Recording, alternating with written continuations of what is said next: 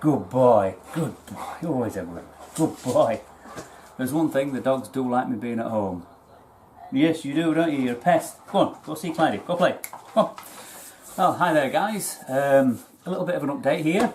Sort of an update, bit of a show and tell. I don't do a lot of the actual show and tell of the things I do.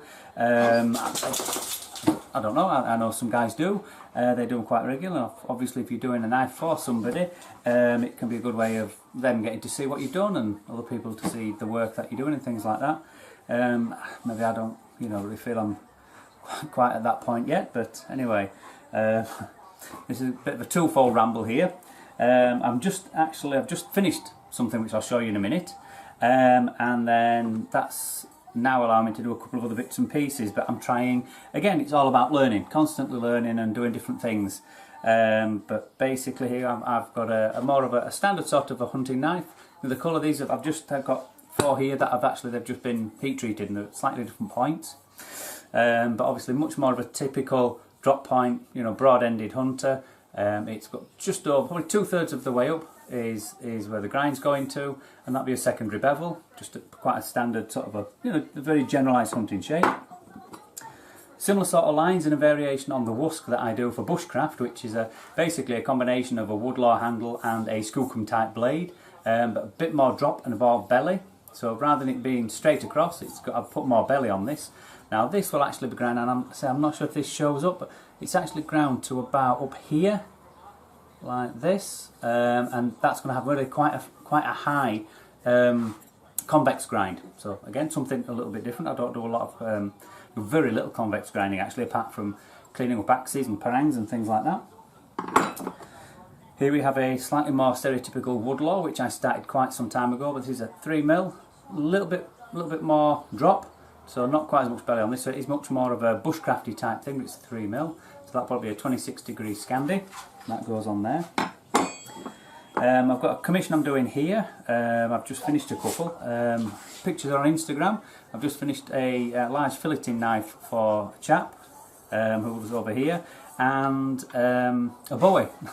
Another guy, he just said, well, he does a lot of hunting, a lot of bush stuff, a lot of hunting, and he just said, but it was a general size, a very usable size, 3mm steel again, so it's good for cutting all the rest of it. It wasn't it hadn't gone completely daft on the fighty type side. It was quite a general size, so I was quite happy with that, and I got to do some different things on the sheath. He wanted it so it could be scout carried across the back, plus a dangler, plus a belt loop, so it's quite interesting.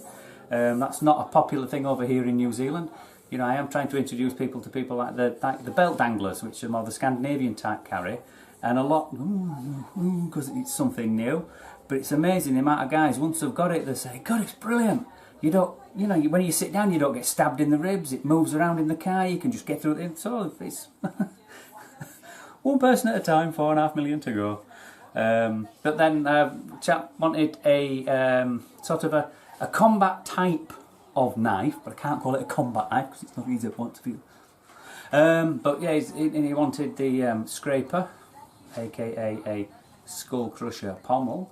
So, and then my original remit, when I first met him and came away, ended up completely different following 2 or 3 photographs he sent me. And so anyway, I went back and said, look, the photographs you sent me are nothing like the conversation we had. How about we go for a bit of a combat knife thing, but something that's got, something that can be used for gutting and skinning, general camp work and things like that. Not silly thick or anything like that. Fairly high grind, so it should cut and slice well. And he also wanted big lumps on the sides with holes for lashing to spit, and I managed to talk him out of that. But what I did say is, well, what I've done, what I've had to do here, I've had to draw the handle back. So I've drawn the handle back so I could put some bigger holes in, and I'm actually going to put 3 hollow pins in, similar to the skookum, so that can be lashed to something, so it can be used for things like over here we get a lot of undergrowth, a lot of soft stuff, so it can be used to extend your reach for clearing undergrowth on camp and things like that. But instead of a nice wooden handle and the rest of it, we've gone back to the G10 and a Kydex, so a bit of something different there. Something I've just about finished here. Again, I'm still playing around. I haven't done a neck knife for quite a while, but this is more not quite done. I've still got a bit of sanding to do on the handle, but more of your bushcraft.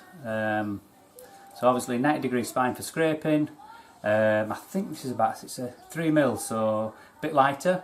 And I've still got I actually part made a couple of sheaths, which is this one, but again I'm actually swapping now to the 2.5mm for the neck knives. Again, cuts weight down. So the original ones I did were 4, okay, but they're actually quite heavy for a little tiny knife, so I've dropped to the 3mm, and I'm trying on the Scandi bevel and trying to introduce people to the flat zero bevel over here as well. It's surprising how many are liking it. They turn the nose up initially, but then they're actually liking it because how easy it can be to sharpen.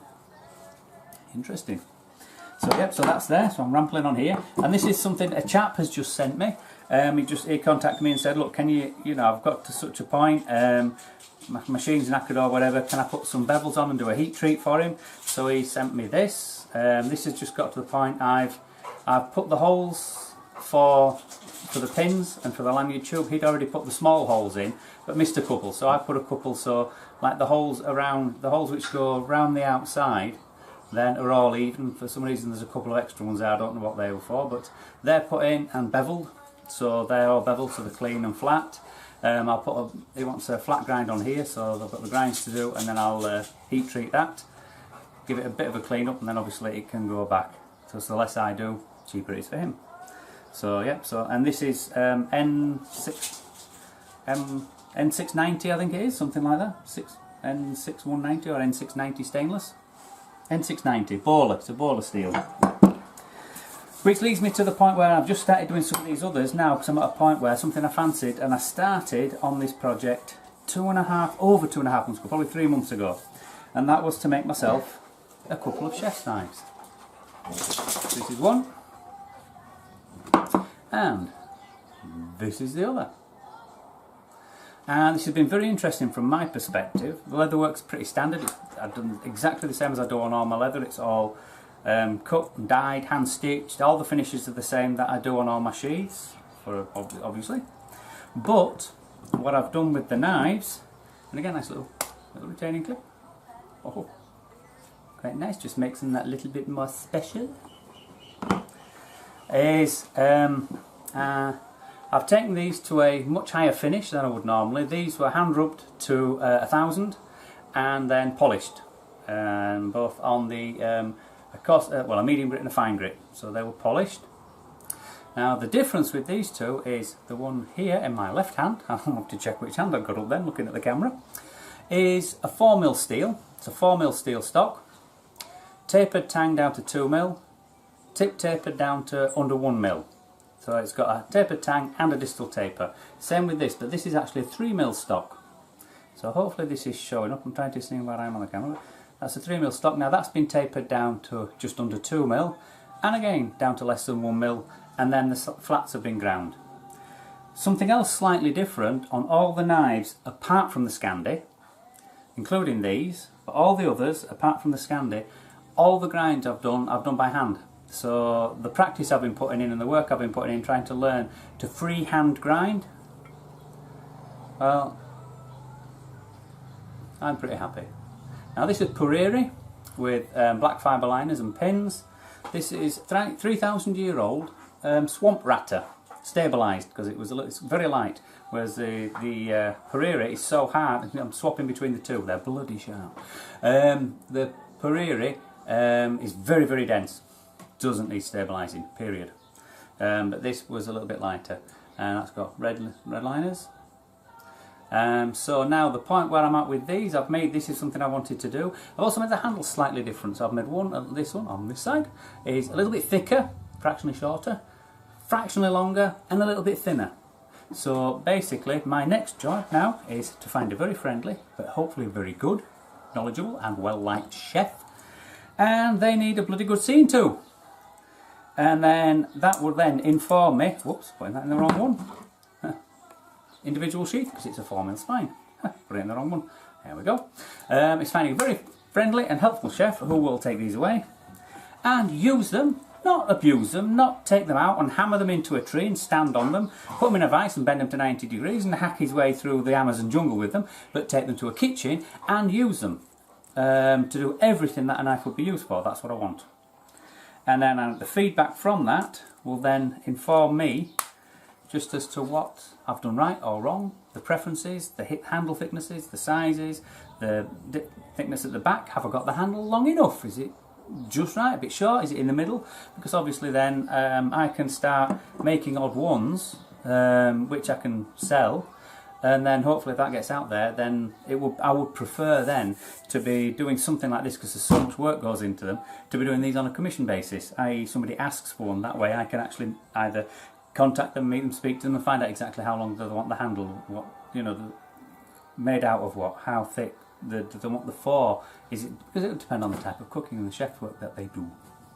So yes, so that's there, and there's going to be a little break now, and I will reappear in my kitchen with a piece of paper and hopefully a tomato or something, and I'll slice a piece of paper and drop a tomato. So here we are, quick back into the kitchen, and just a couple of little quick cuts with the knife, and we have that one on a push cut, and we have that one on a push cut.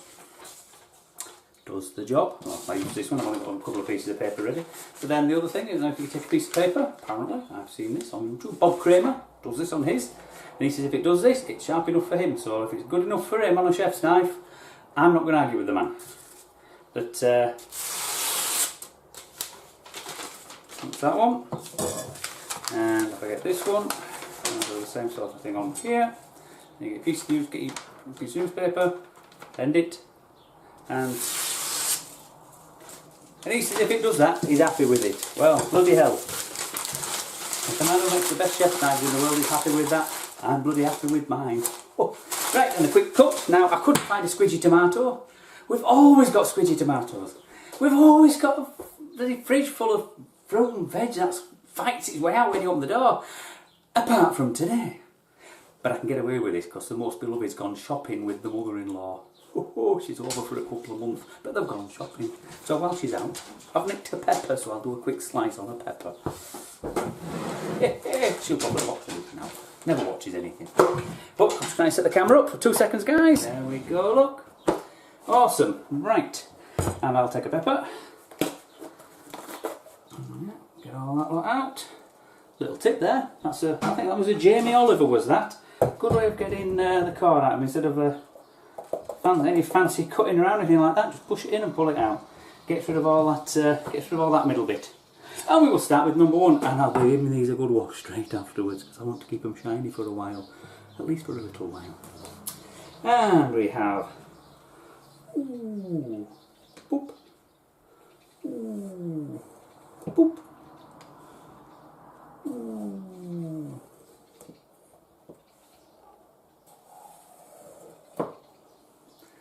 I think that's pretty thin, don't you? Hey, heck, quite happy with that. Oh, well I am, but I'm not a chef. There we go.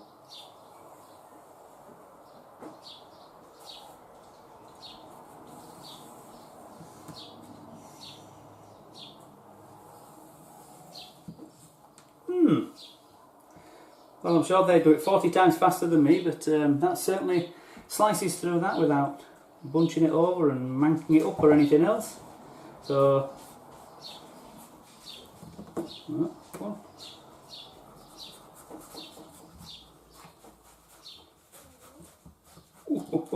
oh, it did it. Oh, there we go. Let's give these a quick clean before they start to tarnish. But I think I'm quite happy with that. I think that will do a bloody good job for anybody. Oh, look at that. Oh! Another thing I did as well on both of them is, I do know that a lot of, you hold a knife here a lot of the time, but then for delicate stuff the chef would often move the hand forward, so we've got everything designed in there, and a lot of advice I took when I was doing these. But what you've actually got here is a knife which balances literally just at that point, just in front of the guard there. So that when you're actually holding it in that position for doing the fine work, there's literally just the weight of the knife. There's no pulling or pushing. It just sits right there. Hello guys, back in the garage, workshop, shed, man shed, whatever. Hope you found that reasonably interesting, or a little bit interesting at least. Like I say, it's not something I do a lot of. I mean, I know I haven't been quite managing to get as many vids out, but I've actually been doing a little bit more on the knife making and more on the, you know, handyman type jobs for people, bringing the money in now. Not doing the other job, which is focusing me a little bit, tiring at times, but focusing. And like I say, I do. When I first started these videos, it was more recording my journey and the sort of things I do. You know, I don't monetize anything, don't get anything from this. So obviously, any time I do spend doing this, is just, you know, it's time that's out there. But you know, I mean, I know if anybody does want to put any things on, if you like seeing the knives that are finished or things like that, or if there's anything particular you want to see, or if you think there might be anything I might be able to show you, I'll be more than happy to do that. I mean, considering I've got a whole following list of about 130, there can't be that many requests coming for anything. But Ben, get out of the bin! Oh, he ripped one of his toys to pieces and I put all the bits in the bin, so he's pulling the bits out of the bin. Oi! Ouch! Bloody pest. So with that, thank you for watching, guys. Hope you're having a great, well, whatever.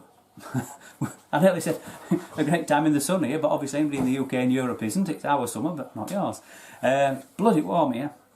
So thank you for watching. I hope you enjoyed that. Don't forget to have a look on Facebook, on Custom Knives NZ or Bushcrafting NZ. A couple of bits. They're starting to creep up very, very, very slowly.